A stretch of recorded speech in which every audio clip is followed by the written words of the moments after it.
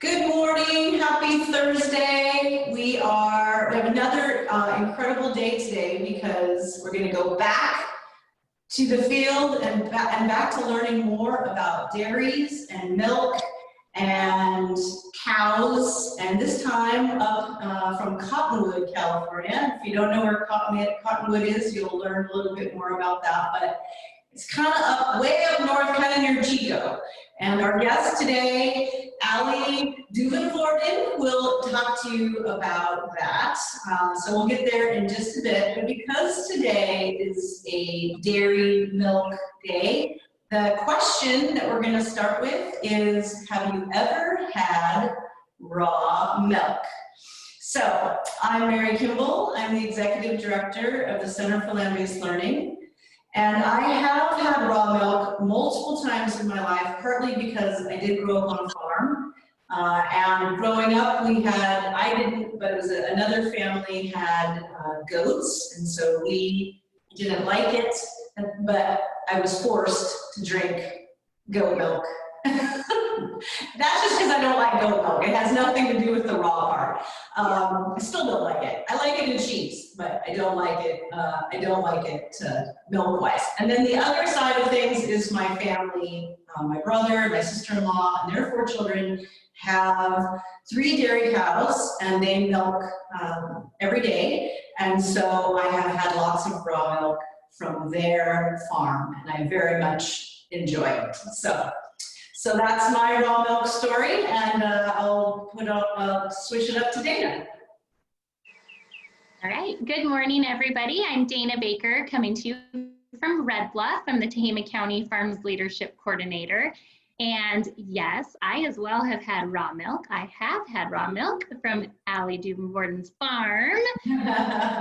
They have a wonderful thing called Milk and Cookies Day that they open up the farm to the entire community and give samples. And of course, I've taken my family and we thoroughly enjoy that.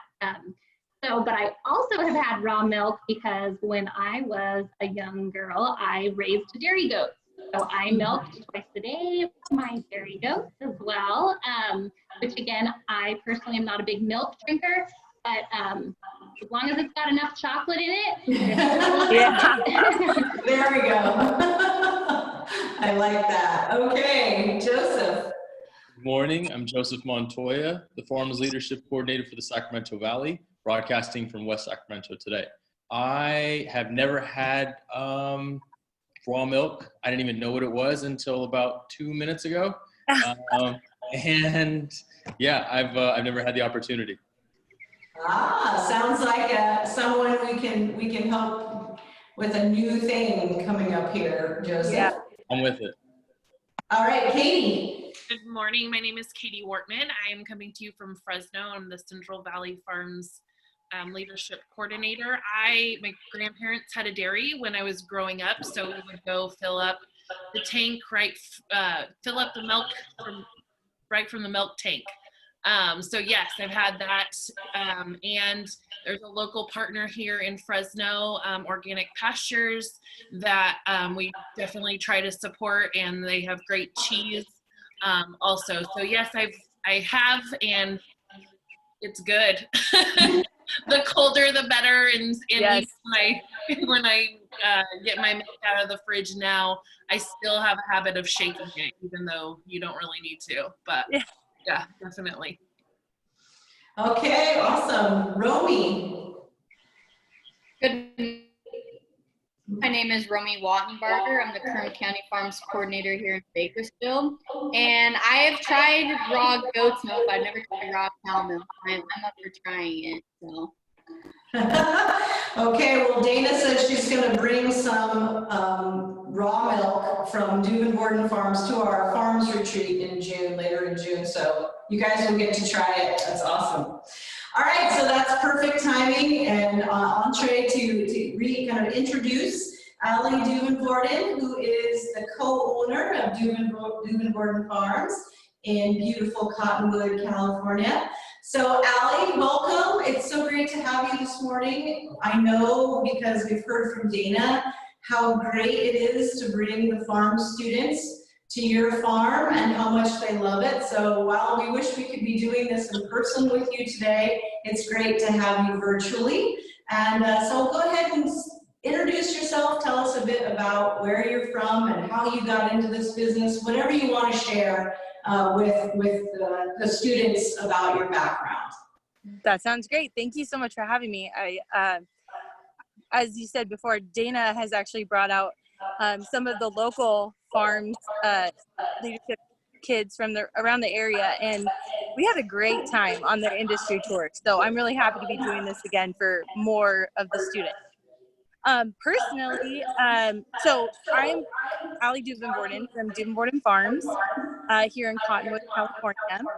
And we are a small family-owned and operated raw milk dairy. And sorry, I'm having a hard time with my sound, so I apologize.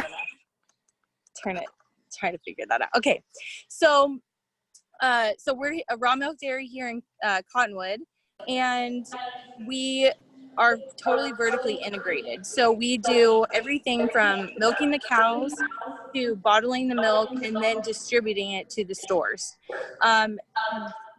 We have been here since 1963.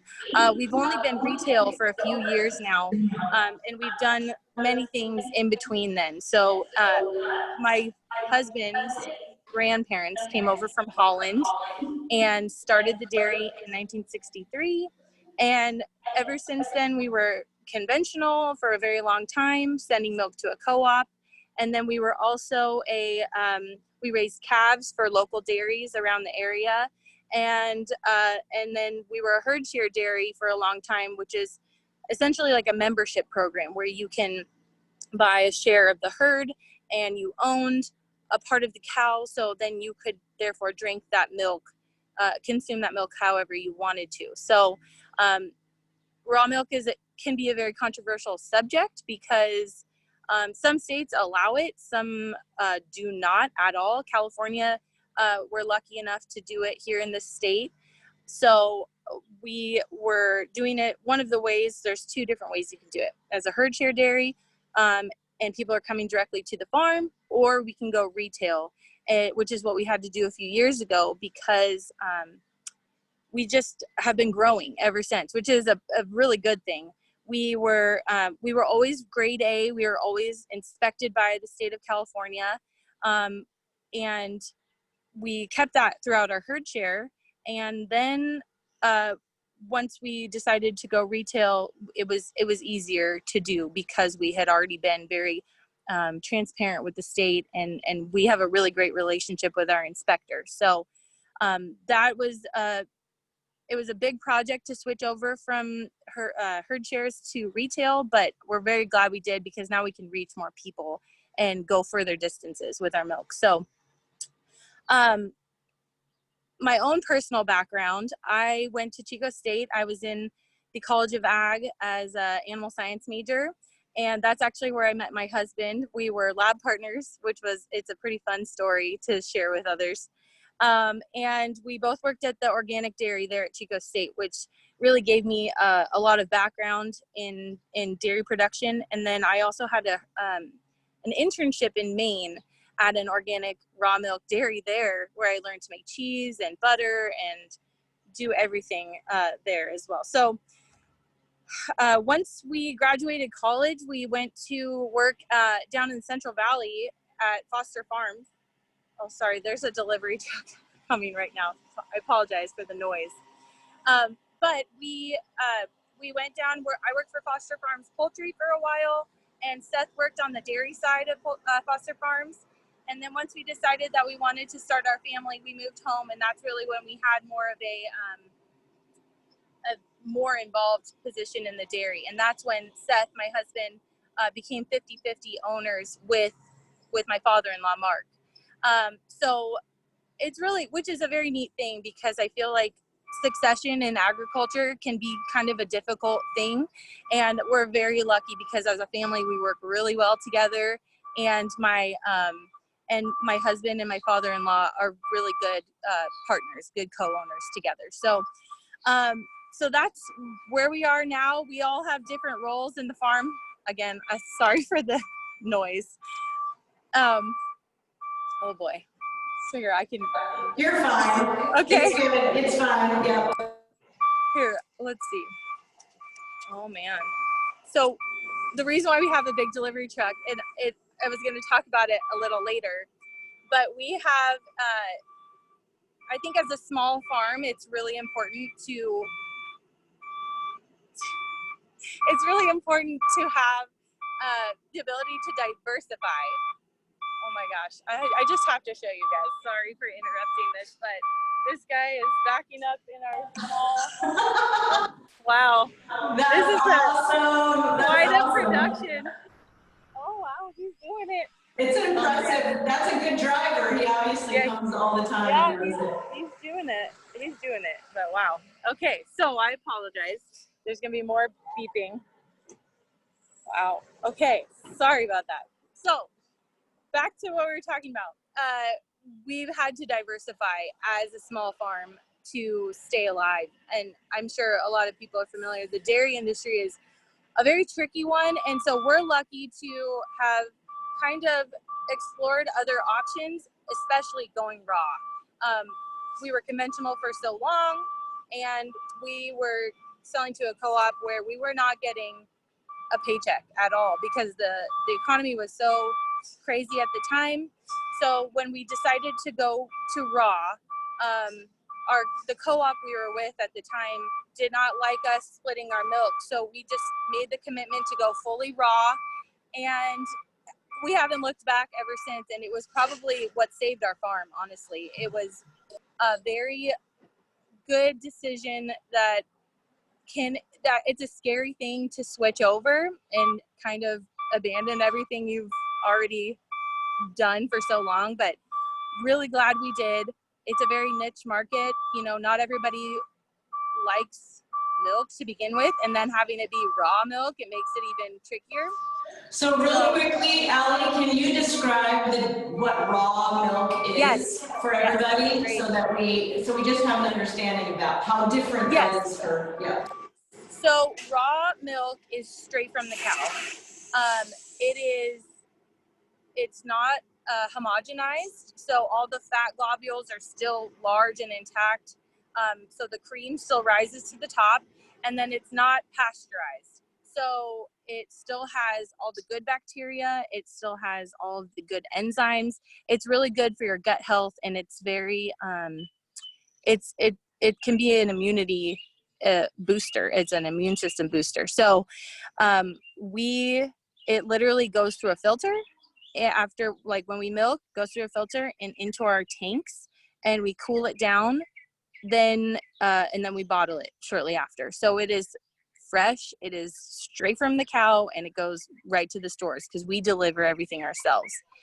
So when you say local, it's really local. You know, it's going straight to the store from our farm and not dealing with a whole lot of hands in between. As far as being raw, it's one of our top priorities and biggest concerns to be clean, you know, because you're not pasteurizing it, and there is always potential for bacteria in any raw food. So with raw milk, we take pride in being very clean. My father-in-law is meticulous in the barn when he's milking. You can touch a pipe and there's no dust or dirt.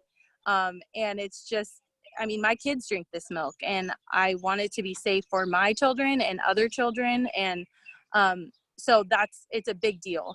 So we built our plant, and part of the plant is having a test facility inside where we're testing to make sure there are no antibiotics in the milk, which we rarely use antibiotics, but it's required to do the testing. And then and then we have our tank room, which is where we do our bottling, and I'll be able to take you in there a little bit later. I was just gonna say, do you wanna take us in there now, since you're just talking about the bottling? Maybe now would be a good time to. That sounds great. Yeah. Sure. We'll take a little walk. Yeah, let's take a walk, and you're welcome, to describe what we're seeing or where you're going. I will do that. I'm gonna I'll have to get in a lab coat and put my my trusty Duivenvoorden hat on, but I will take you there.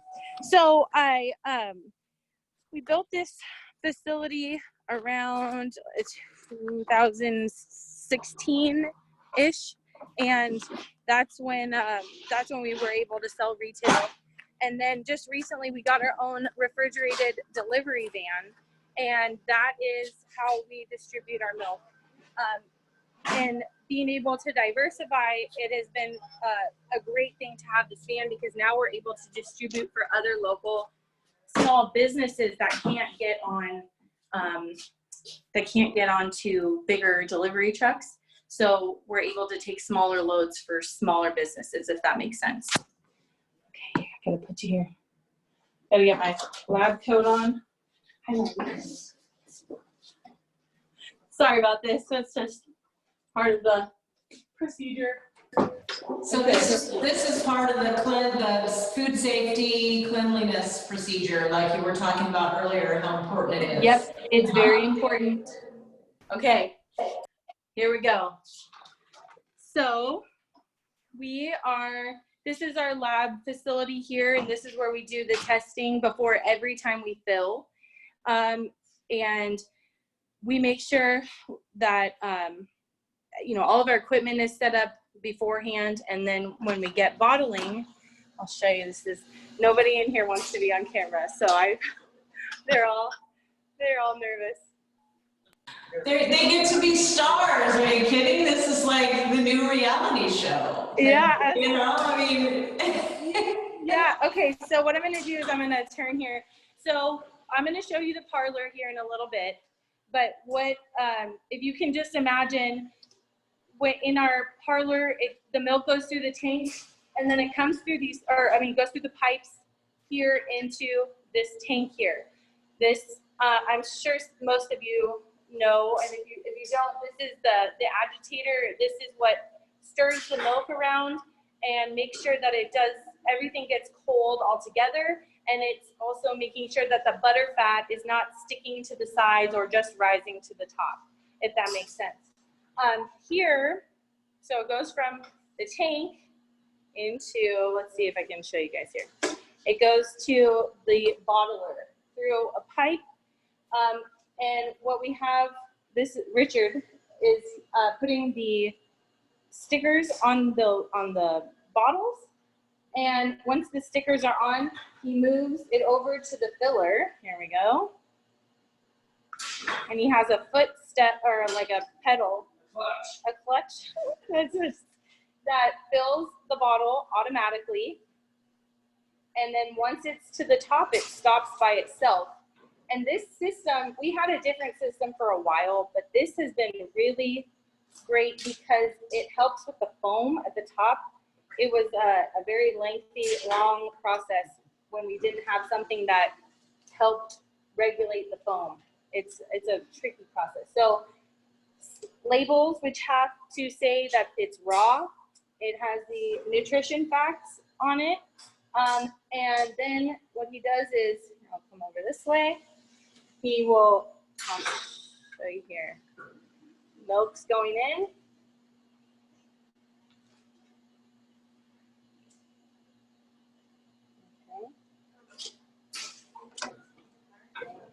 So it comes down, and we have different sizes where we have gallons. These are our half-gallon sizes, and then we have quarts now. We used to have pints for a while. So he passes it along, and then we wipe it down to make sure that there's no extra milk on the outside. Make sure the lids are tight. We move it over here. Oh, sorry. We move it over here where we then put the quality assurance date on the outside.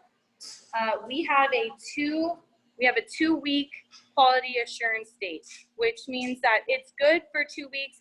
Personally, I will drink it after that date, but that's just what we are required to put on there. Does anybody have any questions while I'm still in here? Joseph had a question. Joseph, why don't you go ahead and ask yours? Sure. So, as I said, I'm not familiar with raw milk at all. Never tried it. Is raw milk safe for all ages, or is it better like if you're like older or younger, or No, that's a great question. I would say that it's really up to the person that's going to drink it, whether you feel comfortable or not drinking it. I give it to my children. I gave it to them as soon as they were done nursing. They went straight to raw milk. Some people agree, some people don't agree at all. It's just really one of those things that it's a personal decision, if that makes sense.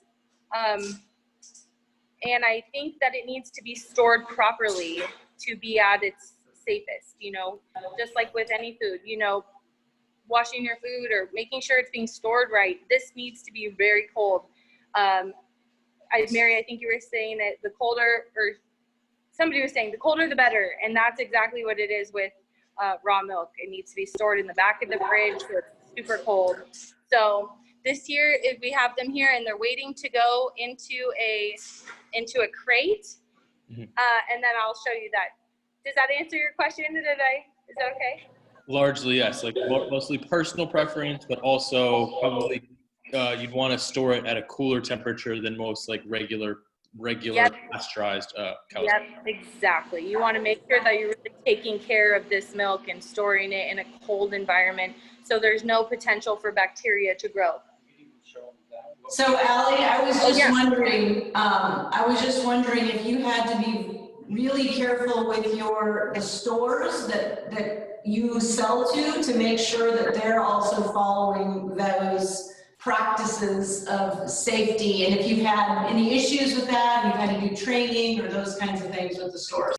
That's a really great question. We have had certain instances where a store has all stores have different storage setups. So there's some that have walk-in coolers, that some have just the fridge that you just open from the storefront side.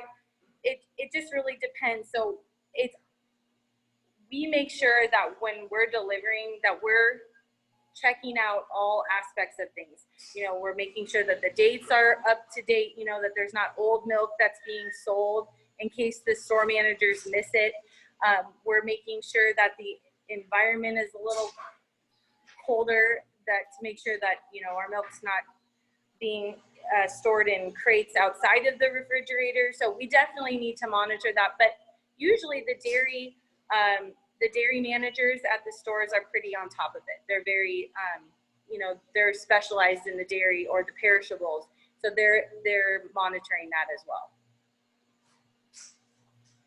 Allie, can you talk about Katie had mentioned, shaking milk. Why with raw milk do you end up needing to shake it? What happens? Why don't you need to shake pasteurized milk? Okay, that's another great question. So the cream rises to the top in non-homogenized milk. And that means that in the homogenization process, the flat globules are being destroyed so they're evenly distributed throughout the milk for regular conventional store-bought milk. In the raw milk, because we don't touch it, it's straight from the cow, those fat globules still rise to the top. So if you have a bottle of raw milk and it has been sitting overnight, the fat will be at the top, or the cream, which you can make ice cream or butter with, or coffee creamer. A lot of people really cherish that cream. You can either scoop the cream off the top and make other products with it, or you can shake it like Katie was saying. So that way you're getting a creamy glass every time you pour it. Because otherwise, if you pour it without shaking it, you're gonna get straight cream, and you take a sip and it is creamy. It's thick. Yeah. So we have a question from one of our students, and Katie, can you help me unmute Shiva? Do you know how to? Yep, Shiva, I think you might be unmuted, so go ahead and ask your question. Hi, my name is Shiva Keller. I'm a senior at Charter High School, and I wanted to know if you sell milk to Winco and if you could do large shipment, because I feel like your bottling process seems like it takes a long time. Sorry, Okay, that's a really good question. Hold on, I'm gonna go where I can hear you a little better. Sorry, you good? You're good, okay. Okay, so if I heard the first part about Winco, is that correct? Yes. Okay, so unfortunately, we do not sell our milk at Winco. The bigger stores are a little harder to get into. It's a difficult process with any product, whether it's dairy or, you know, something on the shelf. As a producer, it can be difficult to get your product into bigger chains. So as we're growing, we're trying to get into those bigger chains. Hopefully one day we will be able to, but a lot of times our product has a higher price range, and so sometimes at the bigger stores they're afraid to carry our product because they're worried that people will not necessarily buy it, that it won't move off the shelves quick enough. So that's a hurdle we're trying to face, but hopefully one day we will be able to go into Winco. That would be really cool. I have a question. Where do you, for your Northern California folks, where do you, what stores do you go in, like Sprouts, like the smaller chain type specialty stores? Yes, we, in this area, we go everywhere from Mount Shasta. There's a really nice store up there. It's called Berryville. And then we also are in all of the, mostly all of the holiday markets in the North State. Also, we are in Chico and Red Bluff, and then also we are moving down to the Auburn and Grass Valley area and trickling into Sacramento, hopefully soon. We're trying really hard, and we have been for a while, to get into one of the bigger chains in that area. So we have a list on our website, which is rawmilkdairy.com. And we, you know, anytime we have any new stores that we add, we always update it onto our list. That's great. I was wondering also if you sell to co-ops. Are those, you know, like you were mentioning Grass Valley or Chico? My guess is some of those co-ops might be places where you're also selling to. Yes, that's very true. We sell to a lot of, so we're in the Chico Natural Co-op. Also, there are some places around here like a CSA program, you know, where you're getting your food delivered to you or you're picking it up. A lot of people have found more interest in that. So we've added our milk to some of their CSA boxes locally, which is pretty cool. And then in the Sacramento area, there's a lot of co-op options. And so, Katie, I think you mentioned Organic Pastures. They're a lot bigger than us. They're our competition, and we really like working with Mark McPhee. They're a great dairy, and so they kind of have that area down there, and we're focusing on the North State. And you know, it just depends if a store is willing to take on 2 raw milk, you know, or maybe 3 raw milk producers. So it just it really depends. I didn't ask this question before, but how many cows do you have and how many cows do you milk every day? Like how big's your herd and how many do you milk every day? That's another really great question. I'm going to take my lab coat. Does anybody have any more questions in the lab at all before I? Shava, her second part of her question was, do you do, like, how big are your shipments? Because it seems like the bottling process takes a long time. It does. Okay, I missed that part. Sorry about that. Our shipments right now, we are delivering twice a week, and each of those days is a pretty full day. We are, I don't have the exact numbers. I'll have to check on that, but we are, we're milking 35 cows right now. And so that can fluctuate. You know, some cows are higher producers. Let me go double check, because I should have had that exact number. Oh, hey there. Oh, I'm sorry. No, it's okay. I'll go find Mark. Yeah. Okay. I will have to double check on the number if that's okay with you guys. Absolutely. That's fine. Okay. Okay. And what's the breed also? I forgot to ask that too. Okay, so we have a mixed herd. We have, let's see, anything from Holsteins to Jerseys, Shorthorn, milking Shorthorns. Gosh, we even have some Angus beef breeds in there. We have a gaggle of breeds. We find that each breed brings something to the table of really great quality, whether it's high milk production or high butter fat. Some of the breeds are maternal and they're really good moms. They take care of their babies. Some don't. So it just really depends on the cow. It depends on the breed. So we have all of the breeds to make our milk, high quality milk. Speaking of calves and good moms, we try, one of our biggest things is leaving our calves with their moms. So it makes less work for us, which is really nice because the babies are with their moms and the moms are happy. Everybody's happy, growing healthy calves. I will show you some of the babies that we have a little bit later that need a little more help. Not all of the cows are good moms, unfortunately. I wish they were, but or some babies need a little bit more attention if they're feeling a little weak. That's our job as farmers, to take care of all of the animals. So we tried our best to leave them with their moms. I'll show you here. This is our milk parlor here. This is a herringbone style parlor. This can hold 4 cows on each side. We are currently milking around 35. Sometimes we get up to 40. We're calving all year round. So it just really fluctuates. It depends on who calves and when. Sometimes we have everybody calve at once, and sometimes we go a little while without it. But this here, our cows, we are unique because we only milk once a day. Most dairies milk twice a day, sometimes even 3 times a day. And we like to joke that we're lazy farmers, which is, we've got so much on our plates, but we don't get up at 4 in the morning. We are lucky to only get up at, 6 and milking at 7, which is very nice.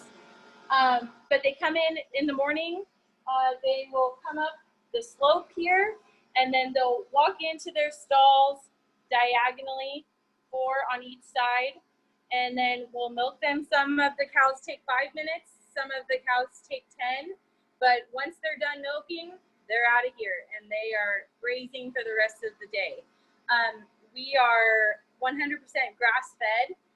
We don't feed any grain to our milk cows because we are on an intensive grazing, rotational grazing system, and they're getting some good feed, especially, right now, summertime or springtime, the grass is going.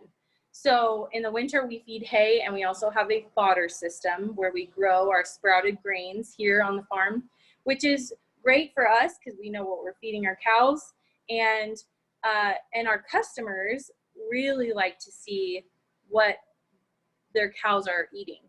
They're able to, if they want, when we're producing our fodder, they can come out here and see, oh wow, they're eating this really nutritious feed, so it's beneficial for everybody.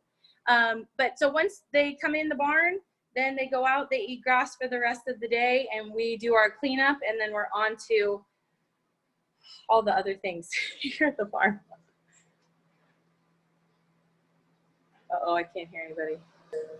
So I used to work, you were talking about shorthorns, milking shorthorns. I worked for Innisfil Dairy in Dixon. They have milking shorthorns, and that exact same herringbone design. So that has really had some great memories for me. When I was in college, I lived on the dairy and worked there, and in exchange for housing. So that is beautiful, and it brings back great memories. So if you want to take us out to see some cows? Yeah, let's do it. Yeah, that sounds great. So I was talking a little bit about diversifying on our farm, being a small family farm. When we built this facility to be a licensed plant, because that's what was required of us to become go retail, we built this facility here, which had the testing room that I showed you, and then and it has the changing room, but it also has a commercial kitchen, and that is one of the biggest things that we have tried to. It's a big addition to our farm, because now we are able to generate extra income from somebody who wants to rent.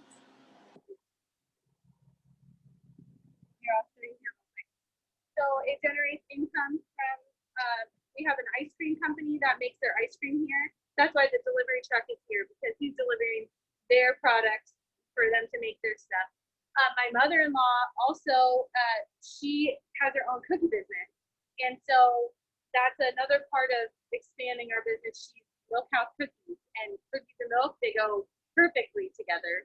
So she started pumping out some cookies, and I'll show you here. I'm going to do a shameless plug here.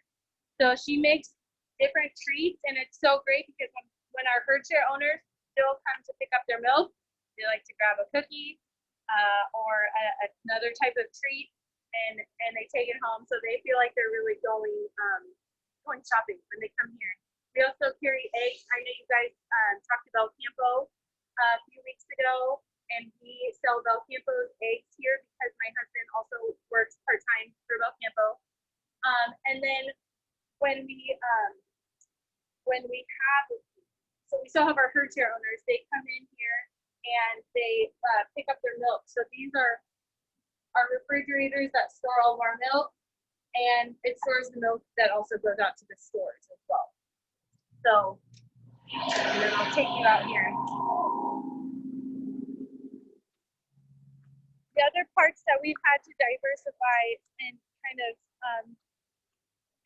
again, like Belcampo, like we were talking about Belcampo, we actually started raising pigs for Belcampo. So we've expanded our swine program here, which is pretty cool. So now we're pig farmers, I guess, too, on top of being dairy farmers. But then we also cut and bale our own hay for feed for our animals here. Gosh, we've done so much as far as, you know, almost like agritainment. We, like Dana was saying, we have our raw milk and cookies day that brings people out to the farm so they can see where they're getting their food and what's here. I think agriculture is so important, and a lot of people are losing touch with that. And so we have this tool, we have our farm, and I really want to be able to share that with everyone so they can see cows and get their hands dirty if they want, and taste the milk and cookies, and meet other businesses too. Other local farmers will come. And then field trips. Dana and I had a field trip a couple months ago before all of this craziness hit, and I just love to bring our local youth here so they can learn about you know, food and animals and what it takes to do something like this. They're not just taking their milk. It doesn't come from a fridge, you know, it comes from this cow, and here's how you can make butter, and here's how to plant a seed. You know, I've had some kids who've never touched dirt and never planted a seed, so I'm happy to provide that too. So there's a lot going on our farm. Here we have some babies. I'm going to show you guys some calves. So these ones are ones that we just have to take care of because one of they lost its mama, and then another one, its mom had milk fever. But here we go. We've got some babies here. This one right here. What's that? Looks like a jersey. Is it a jersey or a? Yes. Yeah. His name is Duke Kaboom. That's my kids named him after the Toy Story movie. We're gonna keep him as a replacement bull for when he grows up for our cows, and then he's a Jersey Shorthorn mix. So he's such a good boy. And then this little one, her name is Blossom, and she's pretty new. So this is where we take care of our little babies that need a little extra help. So yeah. Well, that is perfect. I love ending with that actually perfect way of kind of bringing it all together, right? You are taking care of the animals from the beginning of their lives all the way through as they're producing milk for all of us. And all of those great families who are able to drink your wonderful milk and those cookies. And I think we're going to have to take a trip north to be able to visit that next time I go up north. This is a great place to stop and visit. And I love that you're doing so many different things for the community and for education, because obviously that's what we're all about. And so many people don't have places to go to learn about farming and to learn about animal and livestock production and just the basics. And just even what you presented today is probably, 90% more than what most people know.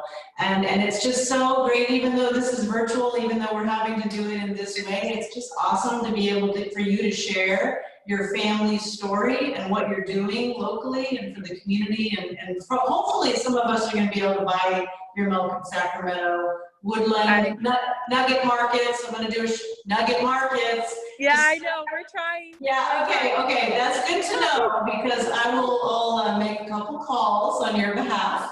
Oh, thank you. We would appreciate it. It would be great to be able to go into our Woodland Nugget or Davis Nugget or West Sac Nugget and be able to buy your milk. So, yeah.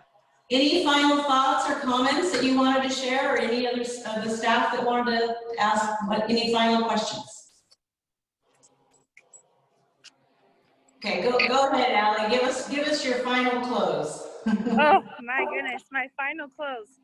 Well, gosh, I mean, I would just love to. I mean, if we're able to with these new,